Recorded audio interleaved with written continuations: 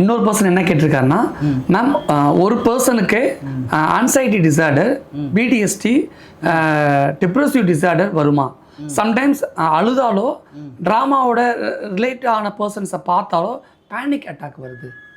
இது என்ன சொல்யூஷன்? கிட்டத்தட்ட இவர் இந்த வியாதிகள் பேரெல்லாம் பார்த்து தெரிந்து வச்சுருக்காரு. டிப்ரெசிவ் டிசார்டர் இருக்காரு, போஸ்ட் ட்ராமாட்டிக் ஸ்ட்ரெஸ் டிசார்டருங்காரு, பேனிக் டிசார்டருங்காரு. அப்போ இவருக்கு இல்னஸ் ஆங்ஸைட்டி இருக்குது. இல்னஸ் ஆங்ஸைட்டியோட தேடி தேடி கூகுள் நல்லா பண்ணுவாருன்னு நினைக்கிறேன். அப்படின்னா என்ன மேம் இல்னஸ் ஆங்ஸைட்டி? அப்படின்னா எனக்கு எதுவும் வியாதி இருக்கோ அப்படிங்கிற ஒரு ஆங்ஸைட்டி. ஸோ அந்த இல்னஸ் ஆங்ஸைட்டியோடு அவர் தேடுறாரு. அரண்டவன் கண்ணுக்கு இருண்டதெல்லாம் பேய் தான். சரியா?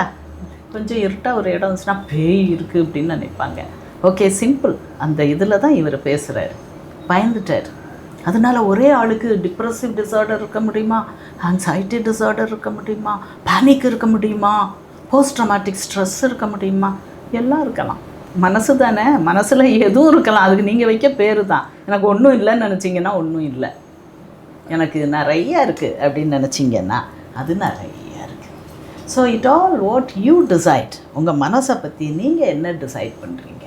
அதான். என் மனசு நல்லா இருக்குது, ஒரு வியாதி இல்லை அப்படின்னு நினச்சிட்டிங்கன்னா ஒரு வியாதி இல்லை. இது நிறைய பேருக்கு, இந்த மூளை நிறைய உள்ளவங்களுக்கு தான் இந்த வியாதியை பற்றிலாம் ரொம்ப கவலைப்படுவாங்க.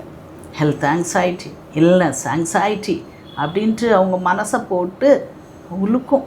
நான் மெடிக்கல் காலேஜில் ஸ்டூடெண்ட்டாக இருக்கும்போது எனக்கு எல்லோரும் சேர்ந்து ஒரு பேர் வச்சுருந்தாங்க, வாக்கிங் பெத்தாலஜி மியூசியம். அப்படின்னா நான் எந்த வியாதியை பற்றி படிக்கணும், எங்கள் சார் மேலே நின்று ஒரு வியாதியை பற்றி பேசுவார். அங்கே நாங்கள் கிளினிக்கல் சைடில் பேஷண்ட்டை வச்சு பார்த்து, இதுதான் அந்த இருக்குது, இப்படி இப்படி வியாதி இருக்குது, ஹார்ட்டில் இப்படி இருக்குது, அப்படி இருக்குது. சார் பேசி முடித்த உடனே நான் சொல்லுவேன், சார் எனக்கு அதே தான் ஹார்ட்டில் இருக்குது அப்படின்பேன்.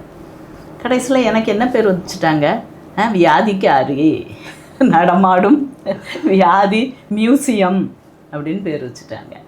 ஸோ அதுக்கப்புறம் தான் எனக்கு அது புரிஞ்சுது, சிரிச்சுக்கிட்டேன் அதுக்கப்புறம்.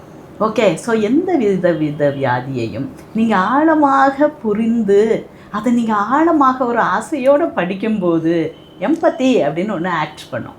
எம்பத்தி அப்படின்னா என்ன அர்த்தம்? அவங்களுடைய வேதனையை உங்கள் வேதனையாக உணர்வீங்க. என் பேஷண்ட்டுடைய டிப்ரெஷனை ஏன் டிப்ரெஷனாக உணர்வேன், அவங்களுக்கு ஆங்ஸைட்டியாக நானும் ஆங்ஸைட்டியாக உணர்வேன். அதுக்கு பேர் எம்பத்தி அப்படின்னு பேர். ஆனால் எம்பத்தி அதோடு நிற்கிறது இல்லை, புரிஞ்சுக்கிடுறது. அதுக்கப்புறம் ஆக்ஷன். அதுலேருந்து மீண்டுனோ இதில் நான் சிக்க மாட்டேன். எனக்கு டிப்ரெஷனும் கிடையாது, எனக்கு ஆங்ஸைட்டியும் கிடையாது, எனக்கு இந்த எந்த வியாதியும் கிடையாது. ஐ ஆம் ஹெல்தி, ஐ ஆம் சப்போஸ் டு ஹெல்ப் அதர்ஸ் அப்படின்னு சொல்லி ஒரு ஹீலர் ரோலை எடுத்து, ஒரு டாக்டர் ரோலை அழகாக திறமையாக எடுத்து, நீங்கள் தான் உங்களுக்கு டாக்டர். எந்த டாக்டர்கிட்ட போக முடியும்? டாக்டர் சுபா சார்ல்ஸ்ட்ட ஃபோன் பண்ணி பேச முடியுமா? நோ, நீங்கள் தான் உங்களுக்கு டாக்டர். அடுத்த மாதிரி கூகுளில் சர்ச் பண்ணணும். இப்படியே சர்ச் பண்ணிங்கன்னா ஆமாம் அவங்களுக்கு வியாதியாக இருக்குன்ட்டு வரும். எனக்கு ஒரு வியாதியும் இல்லைன்னு சர்ச் பண்ணுங்கள். உங்கள் சர்ச் வேர்ட்ஸ் தான் முக்கியம். நீங்கள் என்ன கமாண்ட் கொடுக்கீங்களோ ஆர்டிஃபிஷியல் இன்டெலிஜென்ஸ்க்கு, அதுக்கு ஏற்ற மாதிரி அது பதில் சொல்லும்.